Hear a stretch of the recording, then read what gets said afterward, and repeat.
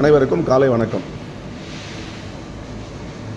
நான் ₹1 தினகரன் விற்கும் போதிலிருந்து அந்த தினகரன் செய்தித்தாளை தினமும் 5 மணிக்கு நானே சென்று வேலூர் பஸ் நிலையத்தில் வாங்கி வந்து படிப்பேன்.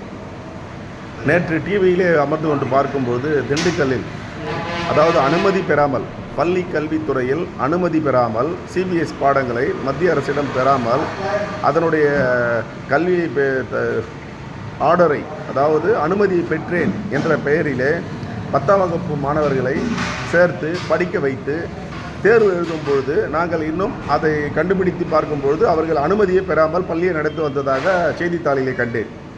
இந்த தினகரன் செய்தியை உங்களிடம் கூறுவதற்கு காரணம், இன்றைய தினகரன் செய்தியிலே அதை பற்றி ஒரு வரி கூட இந்த தினகரன் நாளிதழில் ஒரு செய்தியாளர் கூட இதை பார்க்கவில்லையா? ஏன் இதை பற்றி முழு விவரம் வெளியிடப்படவில்லை? ஒன்று, மக்கள் அனைவரும் பிள்ளைகளை சேர்க்கும்போது ஒவ்வொருடைய பள்ளியினுடைய அங்கீகார சான்றிதழை கையோடு பெற்றுக்கொள்ள வேண்டும்.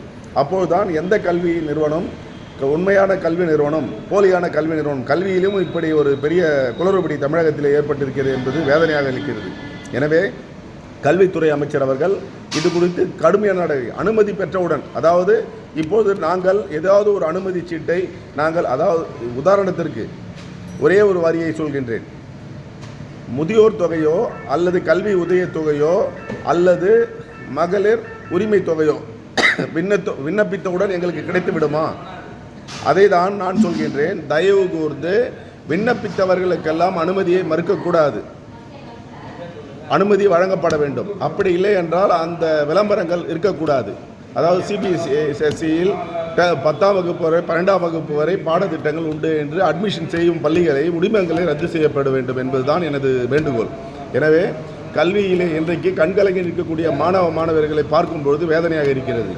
கல்வி கற்க வேண்டும் என்று பள்ளியில் சேர்த்தார். அந்த பள்ளியில் அதற்கான அனுமதியே பெறாமல் இவர்கள் இப்படி ஒரு போர்ச்செய்தியை செய்திருக்கிறார்கள் கல்வித்துறையில். எனவே இது சம்பந்தமாக இன்றைய தினகரன் பேப்பரில் வரவில்லை. இது என்னுடைய தனிப்பட்ட வருத்தம். அதே சமயத்தில் பிள்ளைகளை படிக்க வைக்கும்போது எல்கேஜியில் சேர்க்கும்போது கூட பெற்றோர்கள் இனிவரும் காலங்களில் அவர்களுடைய அந்த கல்வி அனுமதி சான்றிதழ், பள்ளியின் அனுமதி சான்றிதழ் பெற்றிருக்கிறாரா, கட்டிட உரிமை பெற்றிருக்கிறார்களா என்பதை ஆய்வு செய்ய கட்டாயத்தில் நாம் இப்போது தள்ளப்பட்டிருக்கிறோம் என்பது வேதனையாக இருக்கிறது. எனவே வருங்காலங்களில் பிள்ளைகளை பள்ளியில் சேர்க்கும்பொழுது உயர்கல்வியோ அல்லது மருத்துவ கல்வியோ அல்லது எல்கேஜியோ இருந்தாலும் அந்த பள்ளியின் அங்கீகாரத்தை ஒரு காப்பியை நீங்கள் எங்களுக்கு வழங்குங்கள் என்று உரிமையோடு கேட்டு அந்த பள்ளியிலே பிள்ளைகளை சேர்த்தால் நம் பிள்ளைகள் இப்படி கஷ்டப்பட மாட்டார்கள் என்பதற்காக இதை பதிவிடுகிறேன். நன்றி, வணக்கம்.